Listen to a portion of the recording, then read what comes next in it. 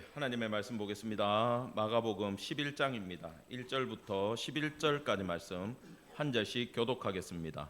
그들이 예루살렘에 가까이 와서 감람산 벳바게와 베다니에 이르렀을 때에 예수께서 제자 중 둘을 보내시며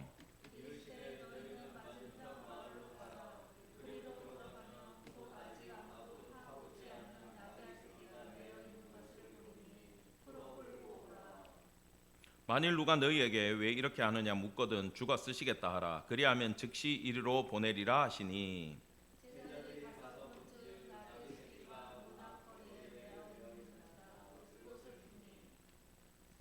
거기 서 있는 사람 중 어떤 이들이 이르되 나귀 새끼를 풀어 무엇 하려느냐 하매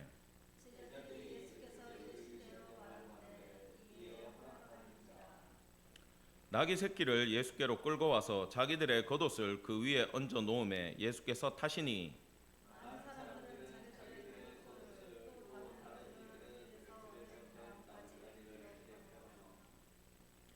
앞에서 가고 뒤에서 따르는 자들이 소리 지르되 호산나 찬송하리로다 주의 이름으로 오시는 이여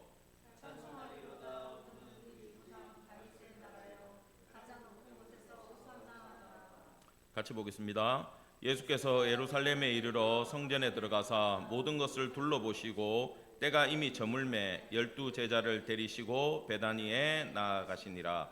아멘.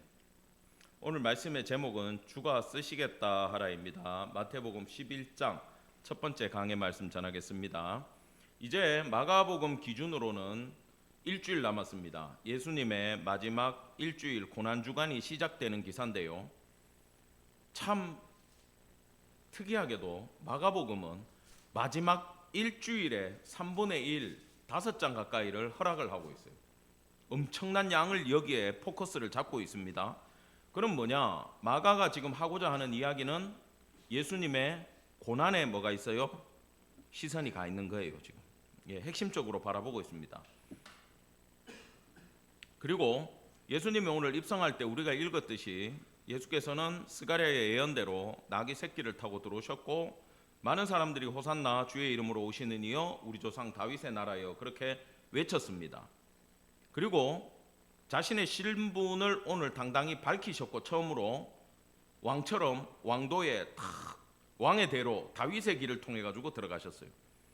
즉 구속사적으로는 인류 구속의 대업을 완성할 그때가 된 거고 사탄의 입장에서는 이제 망할 때가 된 겁니다.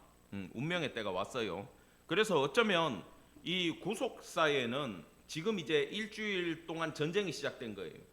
그리고 예수님이 죽으심으로 또 부활하심으로 사탄에게 승리를 거뒀고 우리는 이미 승리한 주님을 믿는 이후 세대를 살아가고 있다라는 겁니다. 그래서 이 입성이 주는 건요. 마가복음 1장 1절 다 같이 읽어볼까요? 시작. 하나님의 아들 예수 그리스도의 복음의 시작이라. 기억나시죠? 그때 굉장히 길게 설명했어요. 이제 그게 이사야 선지자는 좋은 소식이라 그랬는데 헬라어로는 뭐라 그랬어요? 유앙겔리온 그랬죠. 유앙겔리온 복된 소식. 이건 아무 때나 쓰는 말이 아니라 그랬어요. 나라가 새로 시작될 때 쓰는 말이라 그랬어요. 그래서 이제 뭐가 시작되느냐? 예수님의 입성을 통해 예수 그리스도의 나라는 어떤 나라냐? 지금 두 가지 시각이 있는 거예요. 호산나 외치던 자들은 정치적으로 예수님을 본 나라의 시작으로 알았고 예수님은 십자가 구속을 통해 그걸 믿는 자들에게 열리는 하나님의 나라에 대해서 유앙겔리온을 선포했다. 그 두 가지로 지금 시선이 갈라지더라. 이걸 우리는 보고 넘어가야 됩니다. 배경입니다. 그들이 예루살렘에 가까이 와서 감람산 벳바게와 베다니에 이르렀을 때에 이제 여리고에서 그 바디메오 기억나시죠? 이 연발 연시 지난다고 까먹으셨으면 안 되는데 소경거지 길가에 여리고 길가에 있는 소경거지 바디메오가 치유를 받고 예수님의 제자가 돼가지고 뒤를 따라가고 있어요. 기억나죠? 그 여리고에서부터 예수님이 이 지도에서 보면은 북쪽에서 남쪽으로 내려오시는 건데 그 지형으로 보면은 계곡 여리고가 아래쪽에 있어요. 그리고 사해는 더 낮지만 여리고도 굉장히 낮은 지역인데 예루살렘은 산에 있거든요. 올라가야 돼요. 그러니까 마이너스 2, 300부터 플러스 700까지 올라가면 얼마로 올라가는 겁니까? 1000m를 올라가는 길이에요. 이 멀지 않은 길에 1000m로 올라가려 그러면은 계속 언덕이란 얘기죠. 예수님 힘들겠어 안 힘들겠어? 지금 힘든 언덕길을 올라가고 있는데 바디메오도 이제 눈 뜨고 뒤에 쫄쫄쫄 따라가고 있는 그런 상황입니다. 12제자와 함께. 감람산에 왔을 때 예수님의 굉장히 많은 사역이 있는 산이잖아요. 그죠? 벳바게에 이르렀고 베다니에 이르렀다. 이 동네 두 개가 같이 있어요. 벳바게는 아직 익지 않은 무화과 열매의 집이라는 뜻이고, 베다니는 여기 벳이나 베나 전부 다 집이란 뜻이야. 그러면 슬픔, 다니의 동네, 다니의 집, 슬픔의 마을, 이런 뜻을 갖고 있어요. 훗날 베다니는 이름이 바뀝니다. 여기는 우리가 알다시피 나사로의 집이 있어요. 예수님이 죽은 나사로를 살리잖아요. 그리고 그 집 식구들이 누굽니까? 마르다, 마리아, 나사로. 여기가 예수님이 예루살렘 오셨을 때 주 베이스가 됐던, 왜 베이스가 됐나 생각해 보니까 이 집이 마음이 제일 편했던 것 같아요. 예수님이 가시기가. 그런 집들이 있잖아요. 그 집 베다니에 예수님이 오셨습니다. 거기서 두 제자를 보내요. 한 명을 안 보내. 왜? 증인이 필요하기 때문에 두 명을 보내시는 겁니다. 자, 맞은편 마을로 가서 거기 나귀 새끼 한 마리가 매여 있는데 그거 끌고 오라 그러는 거야. 황당하지요? 여러분, 여기서 우리가 알아야 되는 건 예수님은 하나님이시고 모든 능력을 다 갖고 계시지만 메시아로서 구약의 예언을 성취하기 위해서 하나님이 짜놓은 계획과 말씀대로 하나하나 길을 밟으면서 가셨어요. 스가랴 9장 9절에 이렇게 돼 있어요. 시온에 따라 크게 기뻐할지어다, 예루살렘에 따라 즐거이 부를지어다. 보라, 내 왕이 내게 임하시나니 그는 공의로우시며 구원을 베푸시며 겸손하여서 나귀를 타시나니 나귀의 작은 것 곧 나귀 새끼니라. 아멘. 이 예언대로 나귀 새끼를 풀어갖고 오라 그러는데 그냥 주겠어요? 우리는 성경을 아니까 그냥 주는 거 알지? 이런 거예요.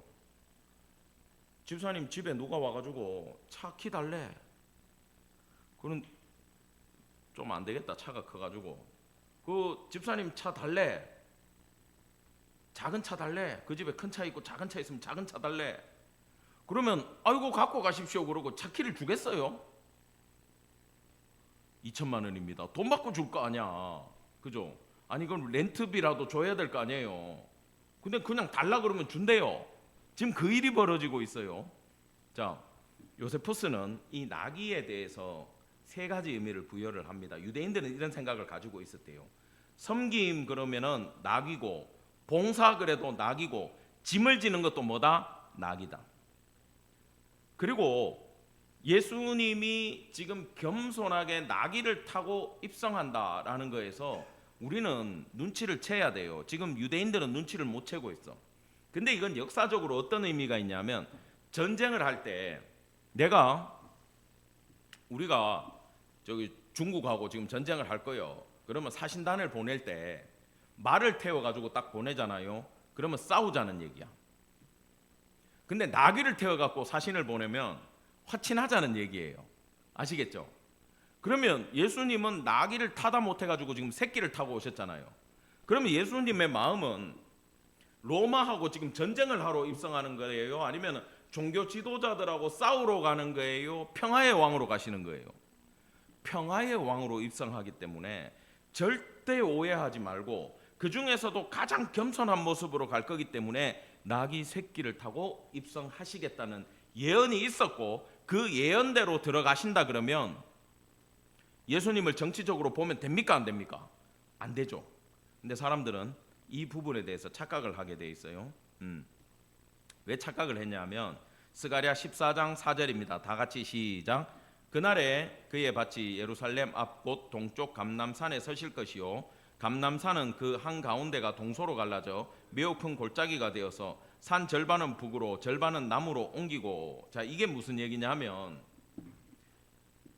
여호와의 크고 두려운 날이 탁 임했을 때, 메시아가 올 때 메시아가 이 감람산에 딱 서는데 그때 한쪽 발을 양쪽 계곡에다가 탁탁 두고 설 거다, 이렇게 예언이 돼 있는 거야, 한마디로. 근데 예수님이 지금 어디에 오셨어요? 감람산, 갈라져 있는 두 곳, 벳바게와 베다니 딱 서신 거야, 거기. 그렇기 때문에 지금 여호와의 크고 두려운 날이 임했고 메시아가 왔고, 그 예언을 14장을 이렇게 보면 이스라엘을 대적하던 나라들을 심판한다고 되어 있거든요. 그러니까 이제 로마 니들이 이제 죽었어. 거기 붙어놓던 뭐 친일파 같은 친로마주의 셀이 다 죽었어. 우리 세금 뜯어가는 놈들이 이제 다 없애버릴 거야. 군인들 다 물리칠 거야. 우리한테 메시아가 왔어, 이렇게 생각을 한 거예요. 이 520년 전의 예언을 보고 머릿속에 남아있는 거지. 예수님도 근데 헷갈리게 딱 거기 감람산에 가실 게 뭐야, 그죠? 근데 이거 약간 어떻게 보면요, 예수님 생각하고 이 예언에 대해서 착각을 하시면 안 돼요. 초림 때도 예수님이 여기 서실 수 있지만 지금 이 본문이 주는 얘기는 뭐냐 하면은 종말론적으로 예수님이 오실 때 이제 여기서부터 심판을 시작하겠다라는 얘기야. 근데 예수님이 지금 초림에 오셨을 때는 뭐예요? 구원하기 위해서 평화의 상징으로 오셨기 때문에 헷갈리지 말라고 나귀 새끼를 타고 들어간 거예요. 근데 이 사람들은 자기들의 삶이 답답하고 각박하기 때문에 예수님을 정치적으로 바라보고 싶었던 거예요. 여러분, 여기서 성도가 오해를 많이 합니다. 기도를 할 때 있잖아요, 내가 원하는 게 있고 하나님이 원하는 게 있어요. 근데 내가 항상 하는 얘기가 있어. 우리는 왜 안 들리고, 우리는 왜 깨닫지 못하고, 우리는 왜 이렇게 영적으로 둔할까? 왜 그러냐 하면 우리 마음 속에 어떠한 소망과 소원을 가지고 주님 앞에 가기 때문에 하나님이 우리를 향한 생각과 뜻이 전달이 안 되는 거예요. 그게 막고 있어. 그래서 항상 기도할 때 뭐 스마트워치가 됐던 핸드폰이 됐던 다 끄고 교회에 전화기도 내려놓고 모든 방해를 잠재운 다음에 외적으로는, 내적으로는 내 속의 모든 욕망과 필요한 것과, 심지어 내일 당장 부도가 난다 그래도 오늘 기도는 하나님의 뜻에 집중하기를 간절히 축원합니다. 그게 안 되면요, 이들처럼 감람산에 섰다는 것만 가지고 나귀는 보지 못하고 드디어 정치적인 메시아가 왔구나, 다윗의 왕국이 시작되겠구나, 나는 이 땅에서 편안하게 잘 먹고 잘 사는 시간이 오겠구나라고 착각할 수가 있는 거예요. 여러분, 하나님이 나를 향한 뜻이 그것일 수도 있지만 아닐 때가 더 많습니다. 하나님의 관심은요, 우리 영혼에 있고 하나님의 나라 백성 만드는데 무조건 1순위가 있어요. 너희는 먼저 그의 나라와 그의 의를 구하라는 건 예수를 구하라는 거예요. 구하고 찾고 두드리라고 할 때 제일 힘든 게 그거야. 성도들이 교회 와가지고 구하고 찾고 두드리라면서요.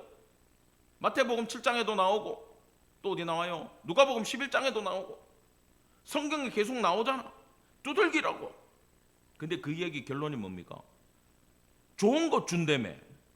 그러니까 내가 원하는 좋은 것 주는 줄 아는 거야. 그거 헷갈릴까 봐. 여러분, 유대인한테 좋은 것과 나쁜 것 첫 번째와 두 번째 개념이 우리하고 달라요. 아세요? 모르니까 내가 얘기해 주지. 첫째가 있다 얘기를 해버리면 둘째는, 첫째가 100점짜리면 둘째는 90점짜리 좋은 게 아니고 둘째부터 나쁜 거예요. 좋은 것 주시지 않겠느냐 그러면 그 좋은 것이 누가복음 11장에 보면 성령이거든. 성령을 통하지 않은 건 다 나쁜 거야. 너희는 먼저 그의 나라와 그의 의를 구하고 내 걸 구하라는 게 아니에요. 그것만 구하라는 얘기예요. 나머지 구하는 거 다 나쁘다는 얘기예요.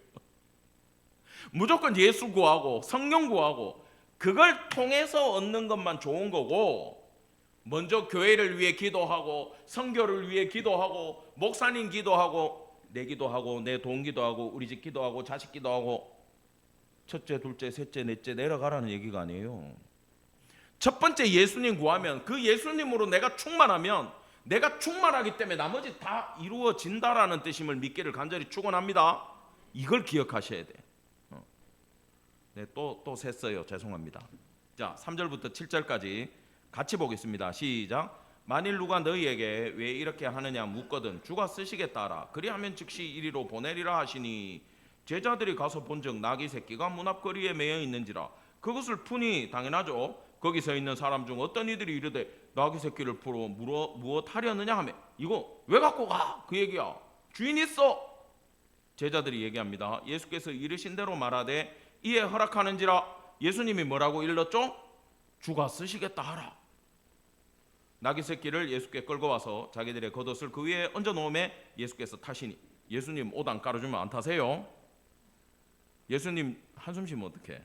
예수님 차에 태울 때 방석 딱 깔아드려야 돼. 아멘. 자, 8절 9절입니다. 진도 빨리 나가죠. 많은 사람들은 자기들의 겉옷 또는 다른 이들은 들에서 벤 나뭇가지를 어디 펴고 길에 펴요. 이건요, 승전한 장군이 들어오든지 황제가 입성할 때의 자세예요. 지금 모든 걸 물리쳐 줄 전쟁의 용사요 다윗이 나타났다. 다윗 왕으로 보고 있어. 그러니까 옷까지 벗어가지고 깔고 나뭇가지 깔고 종려나무가지 흔들고 난리가 났어. 소리칩니다. 호산나 찬송하리로다 주의 이름으로 오시는 이. 호산나가 내 원문으로 발음이 안 되는데 호시안나 뭐 이래요 원문이. 근데 무슨 뜻이냐? 지금 우리를 구원하소서예요. 근데 로마 입장에서는 이게 뭡니까? 쿠데타를 일으키겠다는 걸로 보일 거예요. 그죠? 굉장히 위험한 발언입니다. 찬송하리로다 우리 조상 다윗의 나라여까지 나왔어. 10절에. 이건요 잡혀가는 얘기예요. 로마는 지금 철권 통치하면서 말 안 들으면 죽여버리고 잡아가고 세금 걷어가고 황제를 신으로 모시고 있는데 갑자기 또 왕이 나온 거야. 헤롯 집안에서도 뒤집어질 얘기고 내가 유대 왕인데 내가 갈릴리 분봉왕인데 뒤집어질 얘기고 로마 입장에서는 식민지가 반란을 꿈꾸는 얘기가 돼버리는 거예요. 굉장히 위험한 발언하는 거예요. 이 얘기가 왜 나오느냐? 백성들이 힘들기 때문에. 종교적으로도 힘들고 경제적으로도 힘들고 군사적으로도 힘들고 모든 게 힘든 시절이기 때문에 메시아가 왔다는 소문이 들리면 내가 필요한 메시아상이 여기서 나오는 겁니다. 인식이 뒤틀리는 거예요. 여러분 성도의 인생도 다급하면요 뒤틀리게 돼 있어요. 주님 앞에 기도해가지고 내 필요한 거 땡기자. 그렇게만 생각하면 요술램프 지니가 되는 거야. 지니야 지니야. 그 드라마가 TV에 그 수지 나오는 거 있더만 유튜브 보니까 지니양가 거기서 지니는 이름이 다르던데 여자 지니도 있고 불러가지고 세 가지 소원을 들어준대. 기독교인들한테 하나님이나 예수님이나 성령님이 요술램프의 지니가 되면 안 되는 줄 기억하시기 바랍니다. 자, 예수님이 지금 오신 목적은 이거예요. 누가복음 19장에 예수님이 오셔가지고 성을 보고 마지막에 우세요. 왜? 예수님 돌아가시고 몇십 년 후에 로마의 티투스에 해가지고 예루살렘 성이 망할 걸 지금 예수님 눈에는 보이는 거예요. 그런데 여기서 그걸 봤다라는 예언이 중요한 게 아니라 예수님이 지금 42절에 하는 이 얘기가 포인트야. 너도 오늘 평화에 관한 일을 알았더라면 이게 네가 평화를 모르기 때문에 나중에 전쟁에 나가지고 다 죽을 거야 그 얘기가 아니에요. 평화가 누굽니까? 너희가 나를 평화의 왕으로 봤으면 좋았을 텐데 나를 평화의 왕으로 못 보니까 그들은 아무 필요가 없는 거예요. 지금 심판을 당하는 거예요. 예수님 잡아 죽이기나 하고. 이게 지금 예수님이 너무 가슴 아픈 거야. 예수님을 평화의 왕으로 바로 보지 못하는 그들의 왜곡되고 뒤틀린 시선에 대해서 예수님이 지금 가슴 아파하고 있는 장면입니다. 여러분 예수님은 정치적인 평화가 아니라 죽음과 죄에 얽매여서 평화를 잃어버린 자들에게 예수의 십자가로 그 죽음의 권세를 깨므로 말미암아 참된 평강을 주시기 위해서 예수님이 오셨다라는 거예요. 이걸 알아야 된다라는 얘기를 해주시고 이 말씀대로 실제로 영문 밖에서 죽으시고 부활하셔서 우리의 구세주가 되셨음을 기억하시기 바랍니다. 이건 우리가 앞으로 계속 배울 거예요. 이렇게 오늘 본문은 11절에 이렇게 끝납니다. 성전에 들어갔다가 둘러보고 다음에 이제 와가지고 박살 내겠지만 다시 지금 늦었기 때문에 퇴근하시는 거예요. 성 밖으로. 자, 이렇게 첫날이 마무리됩니다. 근데 여기서 우리가 오늘 포커스를 잡아야 되는 부분은 어디냐 하면은 3절이에요. 다 같이 시작. 만일 누가 너희에게 왜 이렇게 하느냐 묻거든 주가 쓰시겠다 하라. 그리하면 즉시 이리로 보내리라 하시니. 아멘. 지금 처음으로 예수님이 내 신분을 누구라고 얘기했어요? 주라고 얘기해요. 퀴리오스, 로드. 아시겠습니까? 내가 너희의 주인이다. 창조주다. 그러면 그 나귀 새끼한테도 누가 주인이야? 이 땅에 주인이 있지만 하나님의 시선에는요, 이 물건이 내 물건이 아니에요. 이 나귀가 내 게 아니에요. 청지기예요. 주님 나라 올 때까지 내가 맡아서 관리하는 사람이에요. 그래서 주님이 우리한테 맡겨준 모든 것 아끼고 사랑하고 돌보고 잘 갖고 해야 돼요. 내가 주인이니까 교회에 있는 저 물건 하나 식물 하나도 내가 주인이니까 꼴보기 싫으니까 버려가 아니에요. 관리할 책임이 있다 없다? 있어요. 여러분의 가정은 여러분 거예요. 세상 사람들은요, 지가 인생 살기 싫으면 자식부터 죽이고 내가 죽어요. 하나님 입장에서는 자식도 하나님 거고 나도 누구 겁니까? 하나님 거고. 하나님이 지금 내가 어른이니까 나한테 그 자식 맡겨놓은 건데 내 거라고 착각을 해요, 사람들은. 여러분, 모든 것은 하나님 것임을 기억하기 바랍니다. 우리는 청직이에요. 여러분의 직장은 청직이에요. 가정, 자녀, 여러분의 재물 다 청직이에요. 여러분 게 아니에요. 주가 쓰시겠다 하라 그러면 그거 못 깨달으면 주님이 그냥 불어버려요. 내가 주인인 걸 몰라? 그럼 너도 쓰지 마. 후 불어버리면 다 날아가요. 모든 것이 주님 겁니다. 주님 뜻에 맞게 사용되기를 원합니다. 그래서 내가 그걸 맡아서 성실하게 일해야 되는 이유도 그 안에 있다는 거예요. 사랑하는 성도 여러분, 예수 그리스도를 여러분의 주로 믿으십니까? 주권이 그러면 여러분 인생의 주권이 예수님한테 있어요? 여러분한테 있어요? 예수님한테 있죠. 지금 주가 쓰시겠다 하나 가지고 제가 지금 말씀을 결론을 내려는 거예요. 여러분, 내 주권이 주님 앞에 있다라는 것 때문에 여러분 구원받는 거 아세요? 여러분 주권이 여러분한테 있으면 여러분 의로 구원받으셔야 돼. 우리가 노력해갖고 구원받아야 돼요. 근데 내게 아니에요. 다 주님 거예요. 그럼 이거 말로만 하는 게 아니야. 내 생명도 주님 거기 때문에 주님이 나를 구원해 주시는 거예요. 아시겠어요? 이게 신앙의 길에 세상 사람들 눈에는 거의 안 보이는데 딱 믿음의 눈으로 보면 쫙 하고 보여요. 주권을 드렸는지 안 드렸는지. 여러분 구원도 여기서부터 출발하고 여러분 인생의 모든 판단도 여기서부터 출발해요. 여러분 요셉이 형들을 용서해 주잖아요. 그죠? 당신들은 나를 헤아려 하렸으나 하나님께서는 모든 이들의 생명을 구원하시기 위해 나를 먼저 이곳에 보냈습니다. 그래서 하나님의 뜻으로 형들이 나를 판 거고, 그래서 내가 총리가 된 거고, 이제 내가 비축을 해서 이 7년 대기간 동안 모두를 구원할 거니까 날 팔아먹은 죄에 대해서 너무 개념치 마세요. 용서합니다.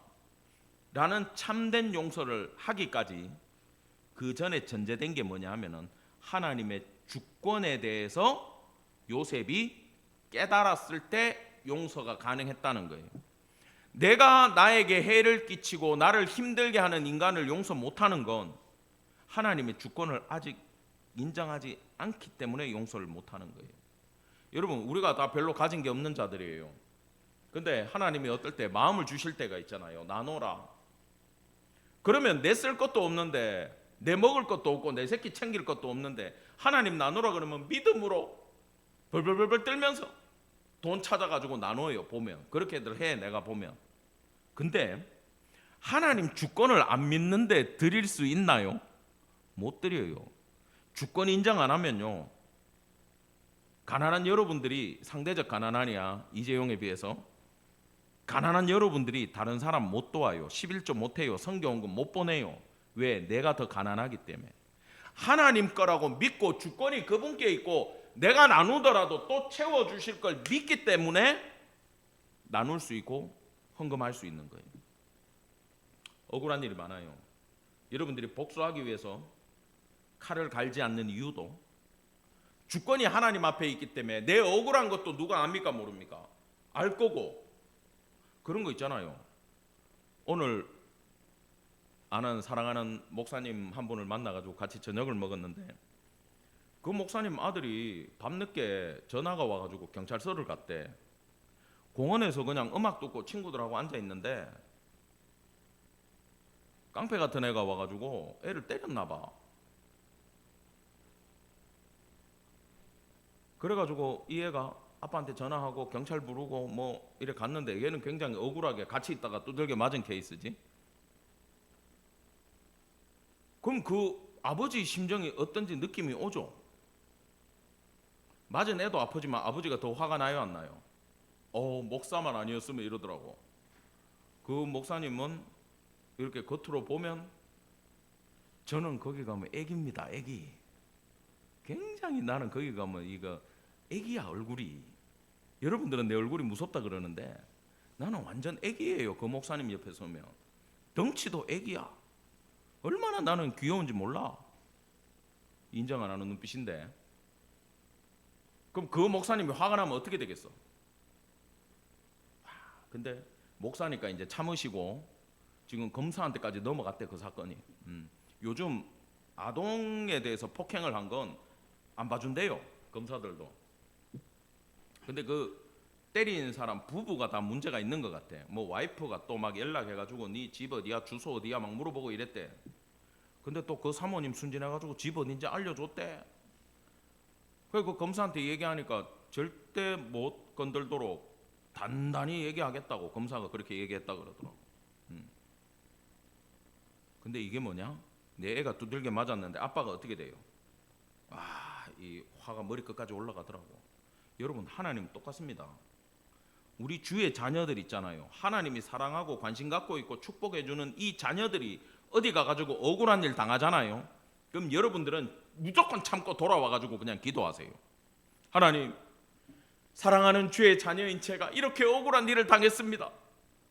저는 예수 이름으로 용서할 테니 주께서 공평하게 공의롭게 처리해 주시옵소서. 모든 걸 주께 맡기고 나는 용서하겠습니다. 여러분이 막 복수하면요, 그 애가 있잖아, 가가 복수하면은 그 어른한테 얼마나 하겠어? 우리가 하면 얼마나 하겠어?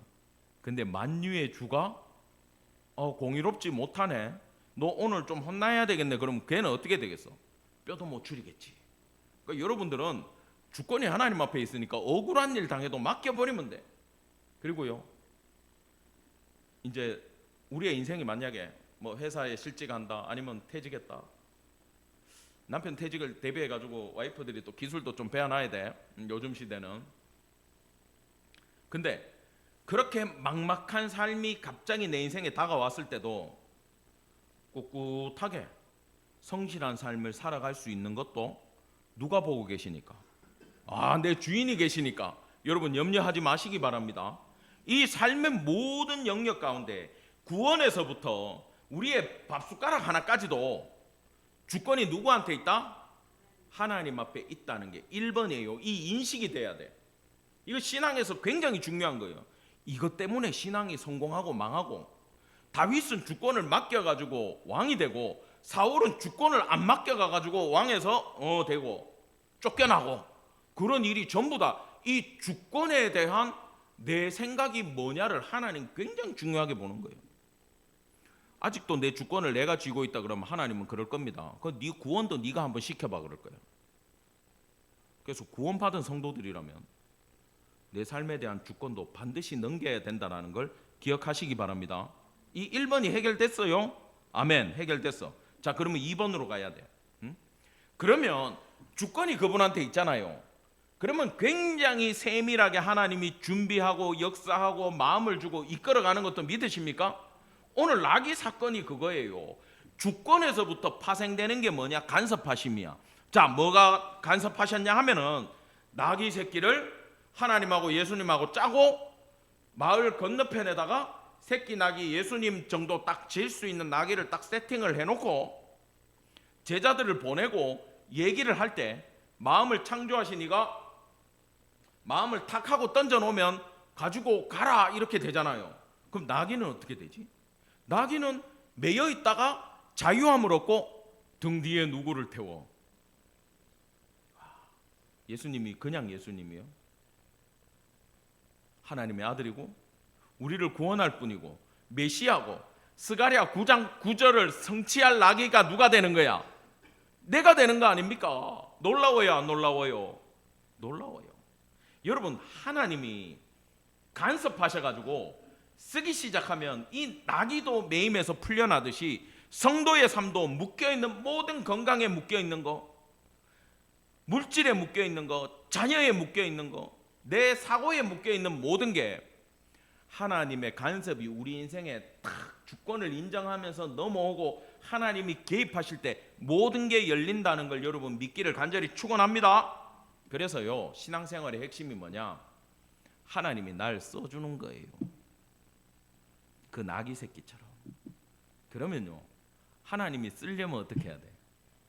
은혜를 주셔야 되겠죠. 하나님이 우리 교회를 통해 가지고 선교를 감당하시겠다 정했어. 그러면 우리 교회에 축복을 주셔야 돼, 안 주셔야 돼? 주셔야 돼.